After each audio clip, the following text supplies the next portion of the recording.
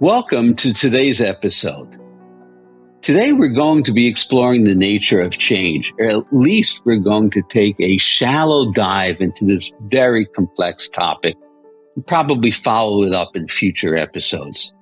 There's a commonly held belief: it's hard to change. Beliefs are self-fulfilling prophecies. I can go into so many aspects of why we find change hard, but today we're going to take a look at some of the more accessible reasons as to why. If we live our lives based upon fear of making a mistake, if we live our lives based upon conforming to what we think our right behavior is, worried about what other people will think of us and our decisions, if we play it safe, then change is hard, isn't it? Yet we all have some aspect, or at least one aspect of our lives that we'd like to change. It may be things external to us, but fundamentally, most change that we desire is in our relationship with our own self. So here's what happens. We get stuck in what we call the familiar zone, or I call it the familiar zone. You may call it the comfort zone. For longtime listeners, you've heard me speak about the familiar zone many, many times. Now, there may be change that we desire, but that change lies outside of our familiar zone. Well, how do we access it? How do we change our mind and change our life? Change requires disruption. Now, let's look at the word disruption.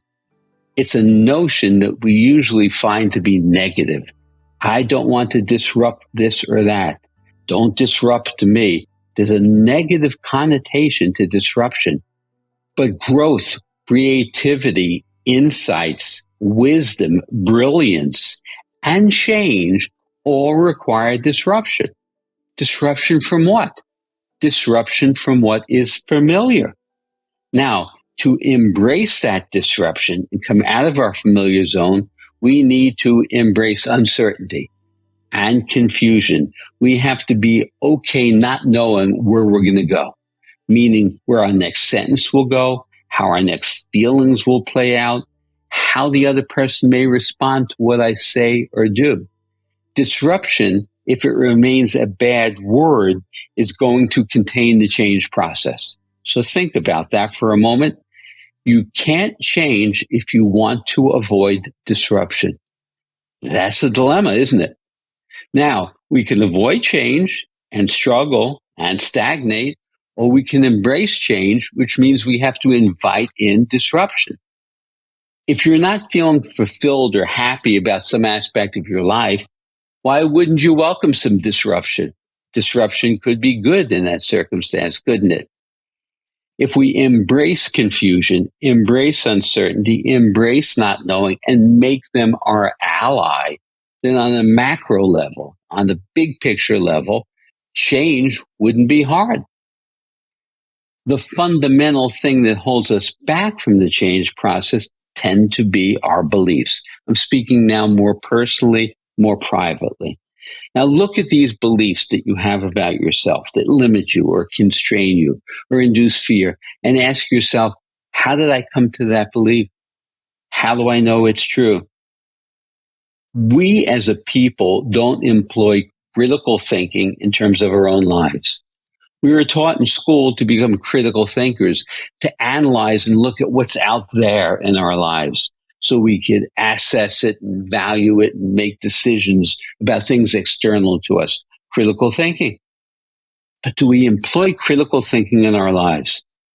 The months turn into years and the years turn into decades, and we struggle.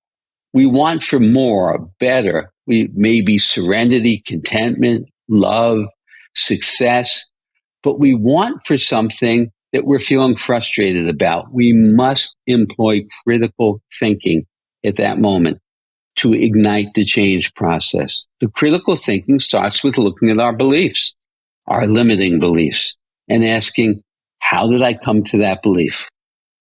Our beliefs become self-fulfilling prophecies, and change is hard as a self-fulfilling prophecy.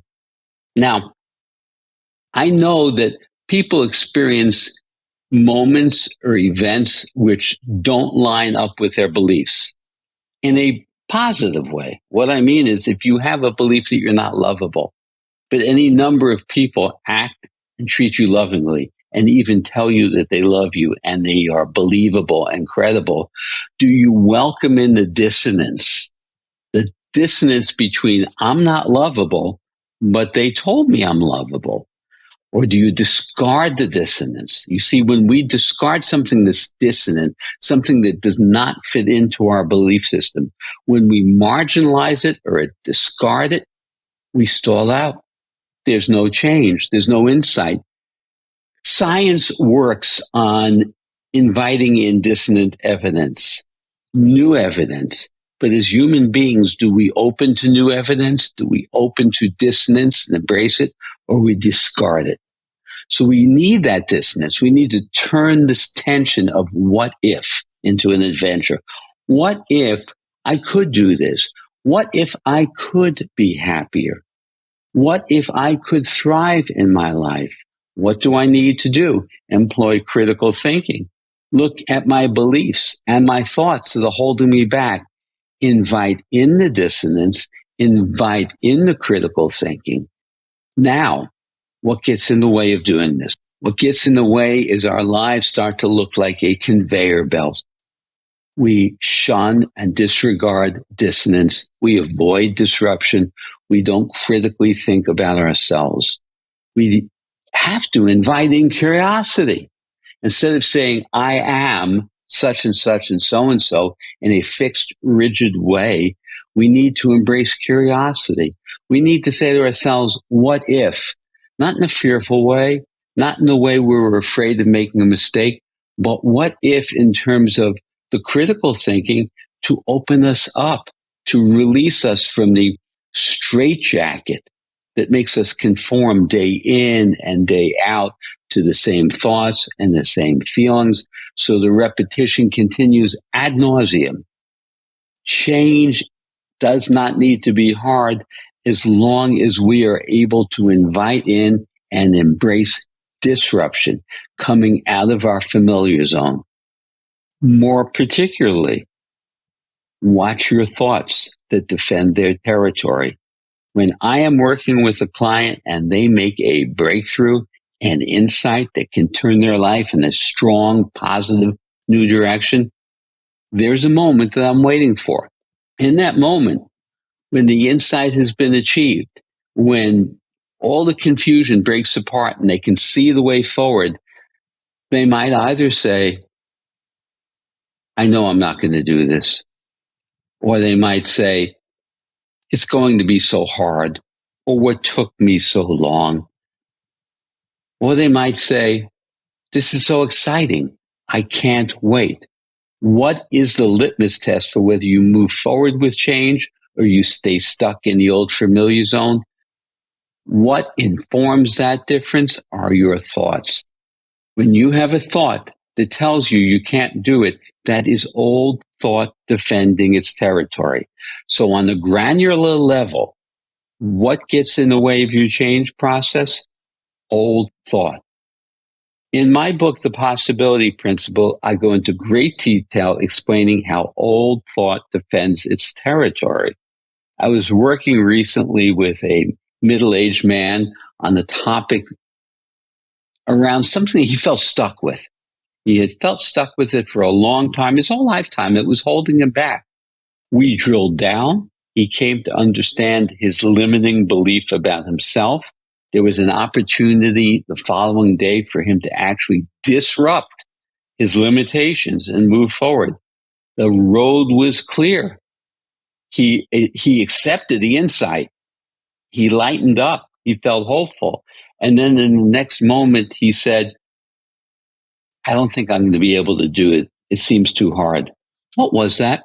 That was old thought defending its territory, corralling him back in and saying to him, you're not going anywhere. Old thought has a life of its own.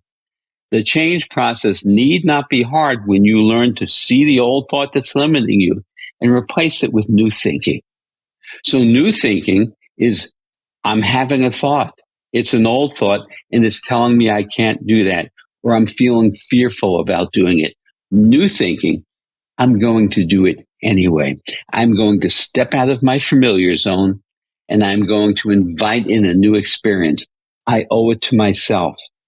It all comes down to saying to yourself why I can or why can't I? If you choose why can't I, then change is not hard. But if you're going to choose why can't I, you have to invite in dissonance. You have to welcome disruption, disruptive thinking, disruptive insights, disruptive feelings need not be negative. They will break you out of the familiar zone. But you have to welcome and embrace the confusion and the uncertainty. And then change becomes your ally.